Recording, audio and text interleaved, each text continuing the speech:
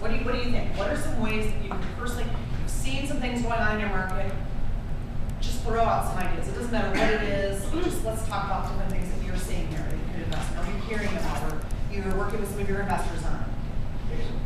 Fix and flips. Okay, absolutely. Write that down. Fix and flips. Tax liens. Okay, so people are behind property taxes. You buy the tax lien, and you get a pretty good return on investment on that here? It's A lot less than it used to be. We can't even buy them in Michigan anymore. We used to. And it was like 15%, and then the second year was 50% or something. It was really good. 16? That's not bad. No, but you're not getting that. Yeah. But tax liens, though, that has kind of been a popular one in the past.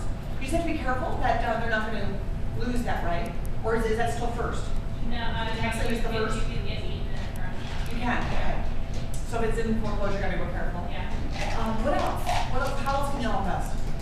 Lease purchase. Lease purchase, yeah. You can buy something, lease it with the right to buy it. Or I really like the lease option better than lease purchase. Yeah, lease purchase. Yeah, lease purchase is when you lease the property and you're going to purchase it. It's a guarantee. Which I personally don't like anymore because I got burned with them in my market. Where I guaranteed that I was going to buy properties, and then you know what happened in my market, the same thing is happening in yours. Well, I guaranteed I was going to buy it. So guess what? I bought them. And they were here, and the market's now down here. So I like the lease options where you have the right to buy it. Now, I buy most of mine anyways, even if I do a lease option. But you don't have to. So when you do an option, it gives you the right, the privilege, the freedom to buy, but not the obligation. Now, I know some of you are thinking, well, that's not good for my seller.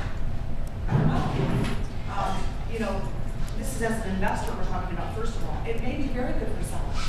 What if your seller right now can't sell their property and they decided to rent it anyways? And they said, you know, what was your first name? Christine, if my house doesn't sell soon, I'm going to have to rent it. Well, they're willing to rent it anyways. Why not put someone in there who at least wants to buy it instead of just rent it?